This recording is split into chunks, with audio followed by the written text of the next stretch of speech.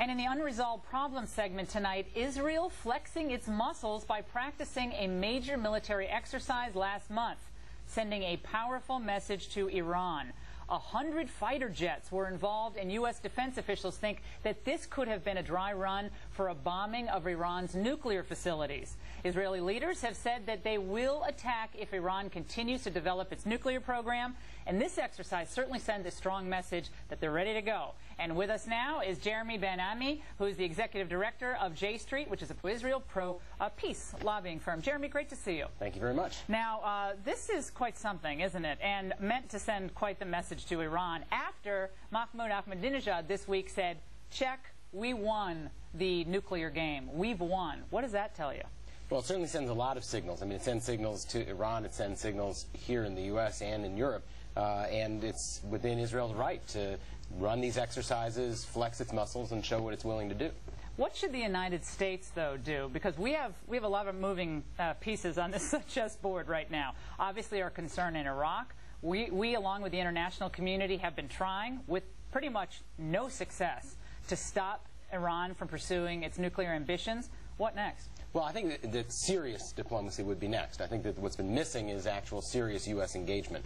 We've contracted out our diplomacy. We've contracted out our foreign policy to the Europeans. Well, what are we supposed to do? A la Barack Obama sit down with Mahmoud and just figure it all out? Well, that's what diplomacy is. It's an important part of foreign policy. So would you say you'd sit down with Mahmoud Ahmadinejad without preconditions like Barack Obama? Well, I think it's not a question of whether you'd sit with Ahmadinejad. I think there are a lot of factors and factions within Iran that need to be engaged. I think there's the supreme leaders, the address that Putin goes to, the new Speaker of the Parliament is going to be a real player. Right. So, but you brought up Putin, and that's an important point. Both China and Russia clearly are not helping us in Iran, and in fact are helping Iran. China and Russia both very unhappy with this Israeli military exercise, and Russia specifically saying, we don't see any evidence that Iran is pursuing its nuclear ambitions like you say. So if that's a fact, what Russia and China are doing, all this talk of, oh, we got to help with the Russians, we got to work with the Russians, have all these people step in, they're not helping.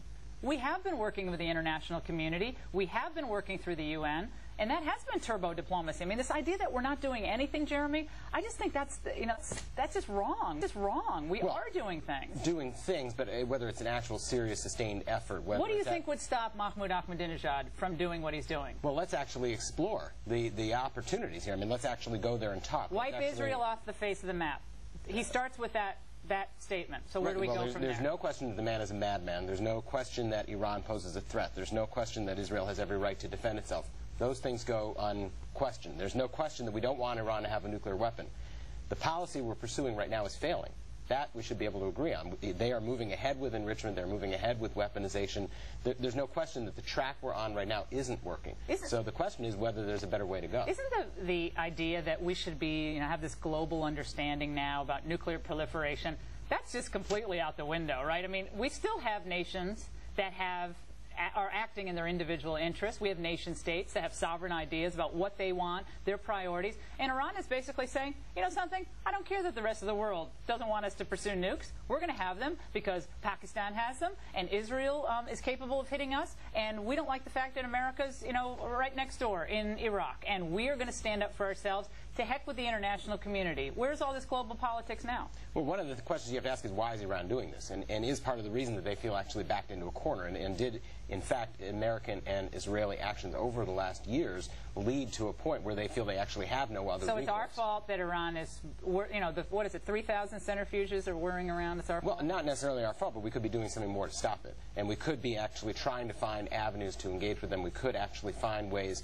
of pursuing this without resorting first to the military option. But we haven't been resorting to the military option. I mean, all we've been doing is trying to work through these international institutions that the American left is always telling us are our saviors, which is the UN. Well, and we've been working now. France is even stepping up after, all the years that it, was working, with technology going to Iran with these nuclear facilities, technology that now we're really upset that they ended up selling them. Even France is coming along.